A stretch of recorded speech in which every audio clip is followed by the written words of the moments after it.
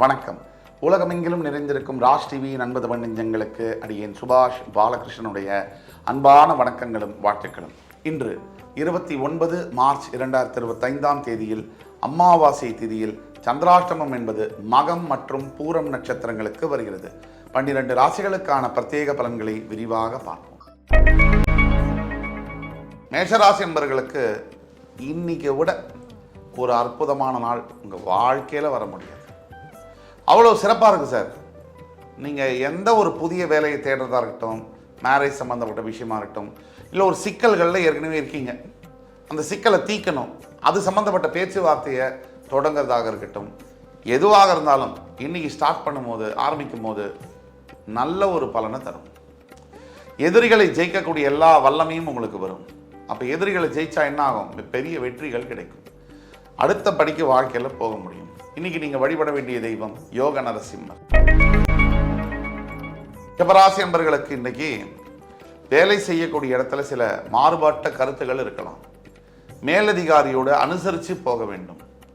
இருக்கிற வேலையை விட்டுட்டு பறக்கிற வேலைக்கு நான் போகிறேன், இதை விட பெட்டர் அப்படின்னு சொன்னால் இருக்கிற வேலையும் போயிடும், பறக்கிற வேலையும் போயிடும். அப்போது எந்த இடமாக இருந்தாலும் நம்ம தணிஞ்சு போகும்போது வாழ்க்கையில் நமக்கு வெற்றி நிச்சயம். பொறுத்தார் பூமி ஆழ்வார், அது மட்டும் இல்லை, விட்டு கொடுத்தவங்க கெட்டு போனதே இல்லை. இன்றைய செய்தி ரிஷபராசிக்கு என்ன சொல்லணும் அப்படின்னா, பொறுத்து போகணும், சகிப்புத்தன்மை ரொம்ப அவசியம். இன்று நீங்கள் வழிபட வேண்டிய தெய்வம் விநாயக பெருமான். மிதுன ராசி என்பவர்களுக்கு பூரண மன நிறைவோட மனசில் தெய்வத்தை உணரக்கூடிய சந்தர்ப்பங்கள் இன்று நடக்கும். ஒரு பெரிய ஒரு ஆச்சரியம், அதிசயம் இன்னைக்கு உங்களுக்காக காத்திருக்கு. அது கல்வி சம்பந்தப்பட்டதாக இருக்கலாம், வேலை திருமணம் சம்பந்தப்பட்டதாக இருக்கலாம், ஏன் பிரிந்து போன குடும்பங்கள் ஒன்றாக சேர்வது அது சம்பந்தப்பட்டதாக கூட இருக்கலாம், குழந்தை சம்பந்தப்பட்டதாக இருக்கலாம்.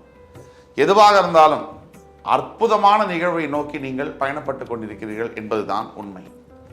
எல்லாமே முடிஞ்சிருச்சு, இனிமே நல்ல காலம்தான். அதனால் நாளை நமதே என்று சொல்லியிருக்கேற்ப இன்று நீங்கள் வழிபட வேண்டிய தெய்வம் முருகப்பெருமான்.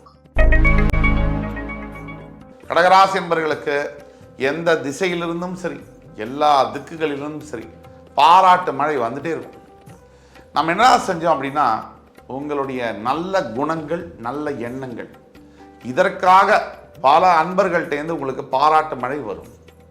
அது மட்டுமல்ல, குழந்தைகளோட அருமையான மகிழ்ச்சிகரமான தருணங்களை செலவழிக்கக்கூடிய அந்த இன்பகரமான நினைவுகள், அப்படி அருமையான நினைவுகளை சேர்க்க போறீங்க.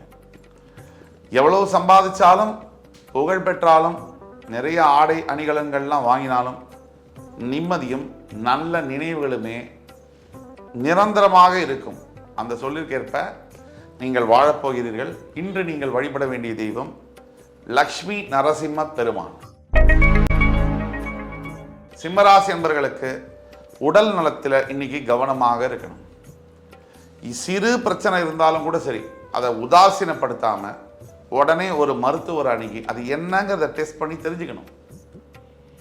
சின்ன அலட்சியம் பெரிய ஆபத்தை உண்டாக்கலாம். அதுக்காக ரொம்ப பயப்படணுங்கிற அவசியம் இல்லை. கவனமாக இருக்க வேண்டும்ங்கிறது தான் நம்ம சொல்லக்கூடிய விஷயம். சிம்மராசி என்பவர்கள் உணர்ச்சி வசப்படுவதை சற்று சரி செய்து கொள்ள வேண்டும். இந்த உணர்ச்சி வசப்படுவதன் காரணமாகத்தான் சிம்மராசிக்கு அதிகப்படியான பிரச்சனைகள் வருகிறது. உணர்ச்சியை கட்டுப்படுத்த தெரிஞ்சவன் உலகத்தை கட்டுப்படுத்த சரியான ஆள் அப்படின்னு நம்ம சொல்லலாம். அப்போது உங்களை நீங்கள் ஜெயிச்சிங்கன்னா உலகத்தை நீங்கள் ஜெயிக்க முடியும். இன்று நீங்கள் வணங்க வேண்டிய தெய்வம் விநாயக பெருமான். கன்னிராசி என்பவர்களுக்கு இந்த நாள் முழுவதும் அற்புதமான நாள். பழைய நண்பர்களை சந்தித்து பழைய நினைவுகளை பரிமாறிக்கொண்டு அற்புதமான மகிழ்ச்சிகரமான ஒரு தருணங்களில் இருக்க வேண்டிய ஒரு நாள். இன்று புதிதாக வீடு வாங்க வேண்டும், நிலம் வாங்க வேண்டும் என்று நினைப்பவர்களுக்கு அற்புதமான வாய்ப்புகள் உங்களை தேடி வந்து அமையும். உங்களை விட்டு பிரிந்தவர்கள், உங்களை ஏளனம் செய்தவர்கள் எல்லாம் உங்களை திரும்பி பார்க்க வைக்கக்கூடிய ஒரு நாளாக இன்று வரும். அருமையான வரலாற்றை படைக்க அதற்கு தேவையான அத்துணை முயற்சிகளையும் இன்று நீங்கள் மேற்கொள்வீர்கள்.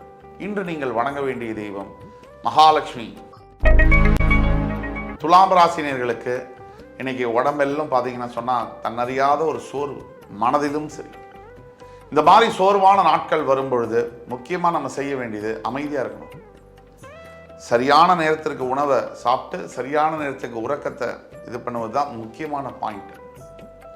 இதை விட்டுட்டு ஆரோக்கியத்தை விட்டுட்டு பணத்தை சம்பாதிச்சு மறுபடியும் அந்த ஆரோக்கியத்தை பிடிக்கிறதுக்காக அந்த சம்பாதிச்ச பணத்தை செலவு பண்ணுறது, இதை விட ஒரு முட்டாள்தனம் இருக்கவே முடியாது. ஆக எதற்காக வாழறோம், நமக்கு என்ன தேவை அப்படிங்கிறதுல தெளிவு மட்டும் உங்களுக்கு இன்னைக்கு வர வேண்டும்.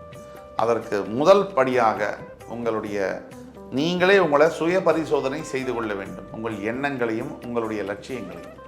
அதற்கான நாள் தான் இன்று. நீங்கள் வணங்க வேண்டிய தெய்வம் துர்கை அம்மன். விருச்சிகராசி அன்பர்களுக்கு இன்னைக்கு ஆன்மீக சிந்தனைகளும் தெய்வத்தின் மீது ஆர்வமும் அதிகமாக இருக்கும். உங்களை அறியாமையே, ஏன் தெய்வமே இல்லைன்னு சொல்றவங்க கூட கொஞ்சம் மாறி இன்னைக்கு கோவிலுக்கு போயிட்டு வரலாமா அப்படின்னு நினைக்கக்கூடிய ஒரு நாள். அந்த தெய்வத்துடைய அருளும் நேரடியாக உங்கள் மீது விழக்கூடிய ஒரு நாள். இந்த வாய்ப்பை பயன்படுத்தி கொள்வது உங்கள்கிட்ட தான். எப்பேற்பட்ட புதிய விஷயங்களை இல்லை புதிய வியாபாரம், எஸ்பெஷலி புதிய பிஸ்னஸ், இதெல்லாம் தொடங்கிறதுக்கு ஒரு அற்புதமான நாளாக இன்று வருகிறது. பெற்ற பிள்ளைகளின் மூலியமாக பெருமையடைய செய்யக்கூடிய சில விஷயங்கள் நடக்கும்.